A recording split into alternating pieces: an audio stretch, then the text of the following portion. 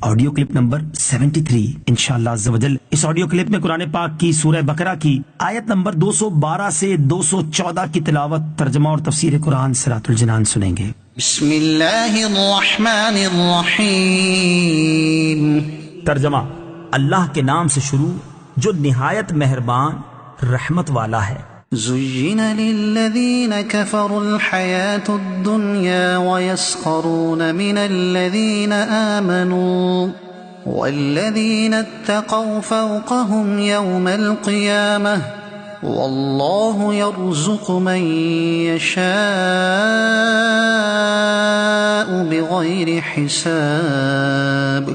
ترجمہ: کافروں کی نگاہ میں دنیا کی زندگی کو خوشنما بنا دیا گیا اور وہ مسلمانوں پر ہنستے ہیں، اور اللہ سے ڈرنے والے قیامت کے دن ان کافروں سے اوپر ہوں گے، اور اللہ جسے چاہتا ہے بے حساب رزق عطا فرماتا ہے۔ زین للذین کفروا الحیاة الدنیا، کافروں کی نگاہ میں دنیا کی زندگی کو خوشنما بنا دیا گیا۔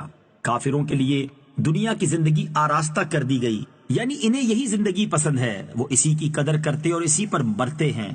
دنیا کی زندگی وہ ہے جو نفس کی خواہشات میں صرف ہو اور جو توشہ آخرت جمع کرنے میں خرچ ہو، وہ بفضل ہی تعالی دینی زندگی ہے۔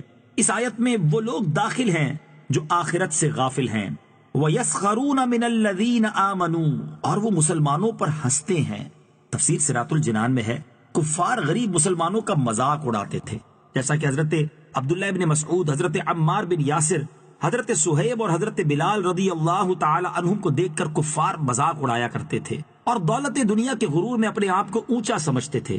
ان کے متعلق فرمایا کہ قیامت کے دن ایماندار ان کافروں سے بلند و بالا ہوں گے، کیونکہ بروز قیامت مومنین قرب الہی میں ہوں گے اور کفار جہنم میں ذلیل و خوار ہوں گے۔ اس سے یہ بھی معلوم ہوا کہ غریب مسلمانوں کا مذاق اڑانا یا کسی مومن کو ذلیل یا کمینہ جاننا کافروں کا طریقہ ہے۔ فاسق و کافر اگرچہ مالدار ہو ذلیل ہے، اور مومن اگرچہ غریب ہو کسی بھی قوم سے ہو عزت والا ہے، بشرطے کے متقی ہو۔ كان الناس أمة واحدة فبعث الله النبيين مبشرين ومنذرين وأنزل معهم الكتاب بالحق ليحكم بين الناس فيما اختلفوا فيه وما اختلف فيه إلا الذين أوتوه من بعد ما جاءتهم البينات بغيا بينهم فهدى الله الذين آمنوا لما اختلفوا فيه من الحق بإذنه والله يهدي من يشاء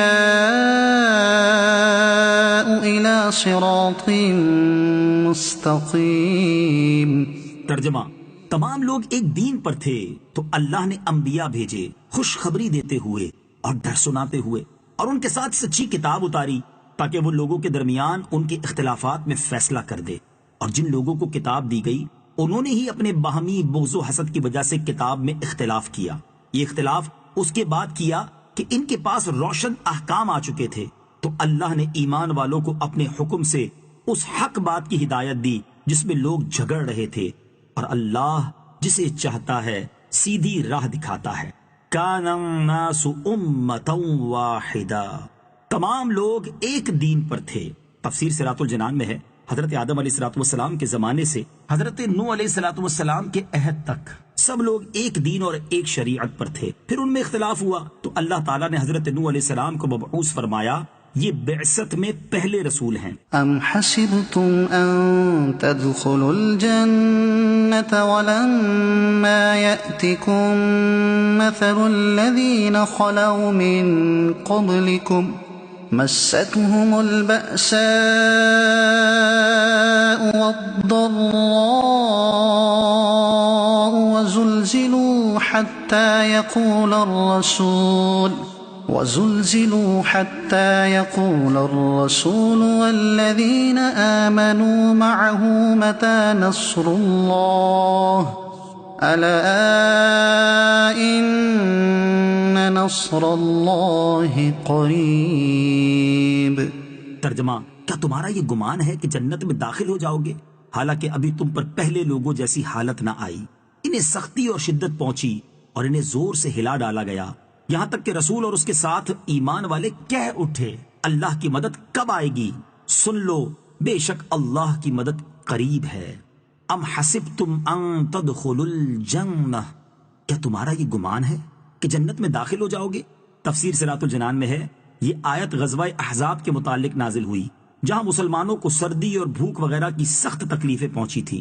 اس میں انہیں صبر کی تلقین فرمائی گئی اور بتایا گیا کہ راہ خدا میں تکالیف برداشت کرنا ہمیشہ سے خاصان خدا کا معمول رہا ہے، ابھی تو تمہیں پہلو کسی تکلیف پہنچی بھی نہیں ہے۔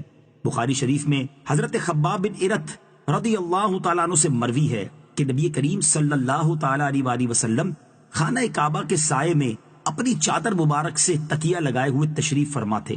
ہم نے حضور اقدس صلی اللہ تعالیٰ علیہ وسلم سے عرض کی، یا رسول اللہ صلی اللہ تعالیٰ علیہ وسلم ہمارے لیے کیوں دعا نہیں فرماتے، ہماری کیوں مدد نہیں کرتے؟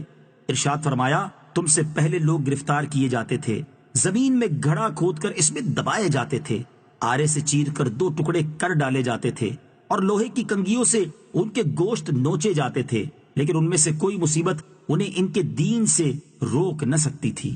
وَزُلْزِلُوا، اور انہیں زور سے ہلا ڈالا گیا۔ تفسیر صراط الجنان میں ہے سابقہ امتوں کی تکلیف و شدت اس انتہا کو پہنچ گئی کہ فرما بردار مومن بھی مدد طلب کرنے میں جلدی کرنے لگے، اور اللہ کے رسولوں نے بھی اپنی امت کے اصرار پر فریاد کی، حالانکہ رسول بڑے صابر ہوتے ہیں اور ان کے اصحاب بھی، لیکن باوجود ان انتہائی مصیبتوں کے وہ لوگ اپنے دین پر قائم رہے اور کوئی مصیبت ان کے حال کو متغیر نہ کر سکی۔ چنانچہ ان کی فریاد پر بارگاہ الہی سے جواب ملا کہ سن لو بے شک اللہ تعالیٰ کی مدد قریب ہے۔ اس جواب سے انہیں تسلی دی گئی، اور یہی تسلی حضور پر نور صلی اللہ تعالیٰ علیہ وآلہ وسلم کے صحابہ کرام کو دی گئی۔ اس آیت اور تفسیر میں مبلغین کے لیے اور نئے مسلمان ہونے والوں کے لیے اور نئے کسی نیکی کے ماحول اپنانے والوں کے لیے تسلی اور بشارت ہے کہ وہ صبر و استقامت کے ساتھ اپنی تبلیغ، دین اور نیکی پر چلتے رہیں۔